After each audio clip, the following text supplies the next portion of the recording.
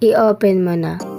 So, madali lang to gawin guys. Ayan, magda-download ka lang din ng app dito para kumita ka ng mga points dito.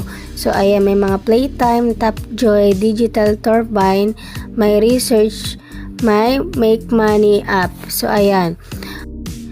So, isa lang yung available method na pwede mong i-cash out dito. PayPal lang po ang pwedeng i-cash out natin dito. Kung wala kang PayPal, gawa ka po ng PayPal account. So, ayan, mag-search ka lang sa iyong YouTube kung paano gumawa ng PayPal account. Marami na po doon. So, paano nga ba tayo magsimula dito kay Make Money? So, ayan, i-activate nyo muna sa inyong cellphone yung permission para makapasok kayo dun sa mga offers. Yan yung mga pwede nyong i-download na mga app para kumita kayo dito. So, ayan, marami dyan.